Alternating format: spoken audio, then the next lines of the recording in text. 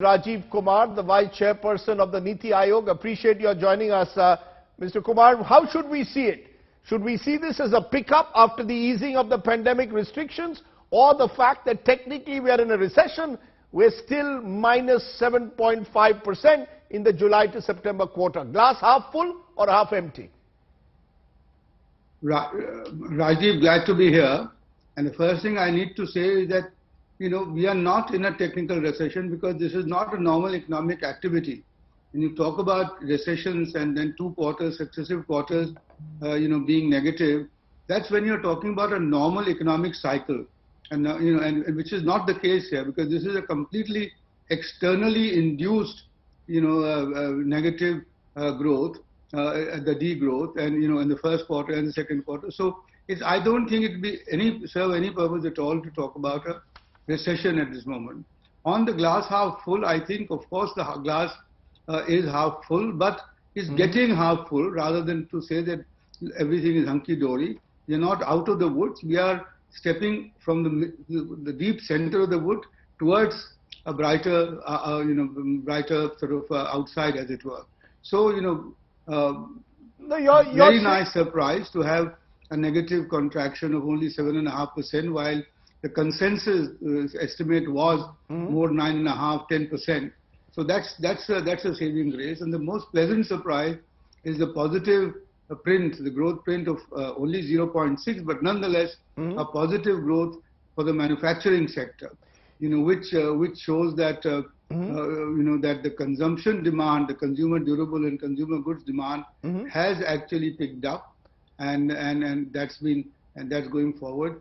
And manufacturing sector being positive despite the core industry still being slightly negative, I think is a very good sign. To me, it is a pleasant surprise. And the other big pleasant surprise is the PMI, the Purchasing Manager Index for manufacturing, now higher than ever since 2007.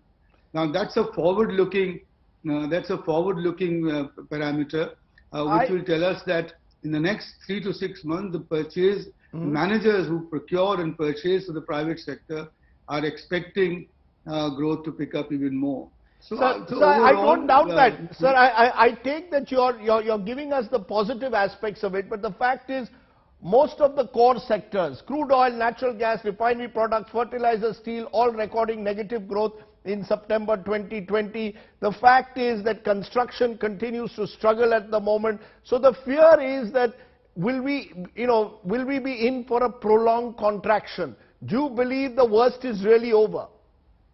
I honestly believe the worst is over, and there will not be a prolonged contraction. The third quarter will see us coming, as it were, break even compared to the previous year.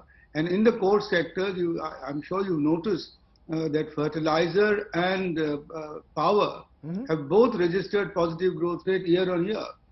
Fertilizer, I think, by about 6.5%, and power by 4.4% in October, which is the latest number. So even the core industries are beginning to pick up. Even for October, the negative growth rate of cement and steel, etc., has also come down.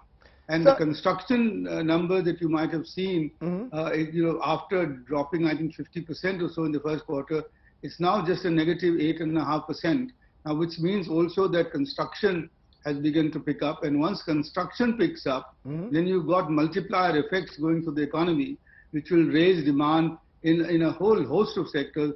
People tell you that you have 200 backward linkages. So, look, I am cautiously optimistic. That's the word to use. Because why the caution? Because we don't know the pandemic and what shape will it take, and where and how it will strike us again, and so on. But nonetheless, I think the economic recovery is well on its way.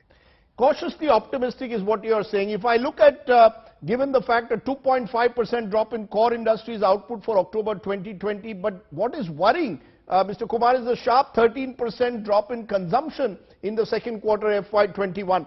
The worry is that till private consumption picks up, demand is still far from normal, and that in a way will retard any real meaningful economic recovery. Do you agree that that is really now the big challenge? But I think that's beginning to change as well, right? Because if you look at the high frequency indicators, you will see that the e-way bills are now on an upward trend, very strong upward trends. GST collections have been rising. They wouldn't rise if there wasn't an improvement in consumption demand. The railway freight traffic is now registered an increase.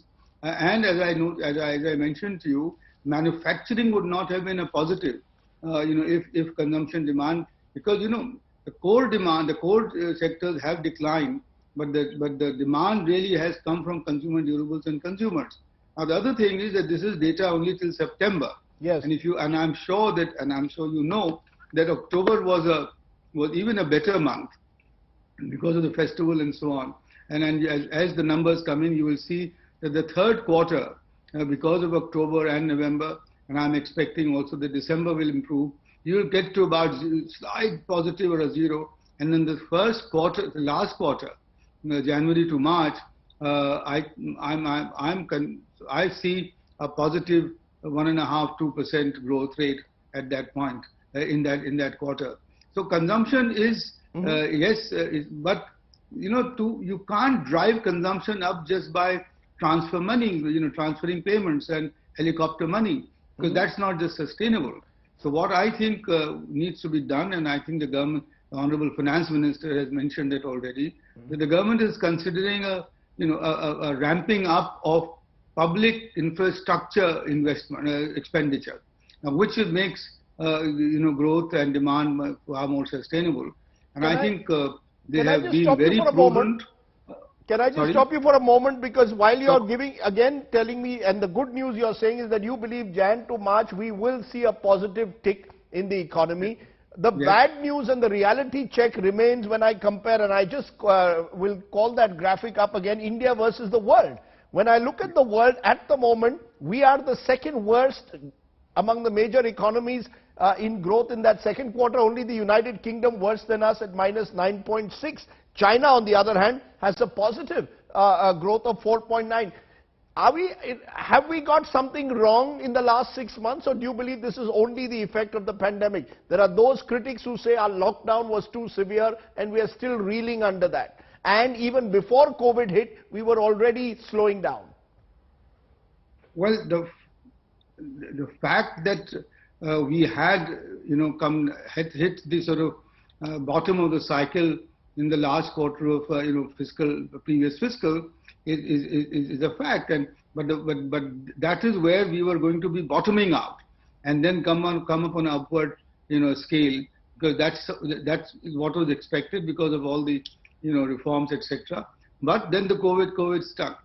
Now with hindsight you can say what you like, but clearly at that point of time in March, when the COVID did strike us, there was no other way but to save lives and prevent the spread of the pandemic.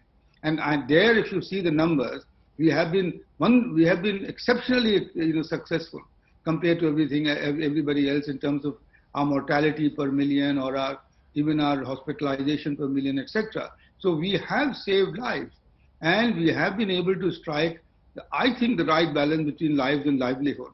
And as we go forward, they have conserved the fiscal powder, as it were. They've kept the powder dry, and they are able to now. The government is able to now, be in a position to give the stimulus on the investment side, on the infrastructure side as we go forward.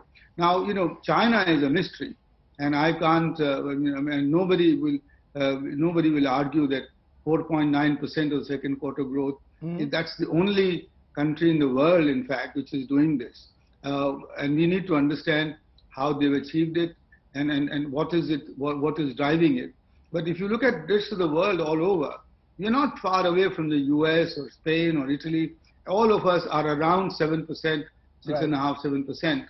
So I think the second quarter figures are clear indication that the economy has now gone past the worst, and we are going to see positive growth rate as we go forward. Those are positive words from you, Mr. Kumar, on a day you believe that the worst is over and things can only get better from here. Let's leave it there.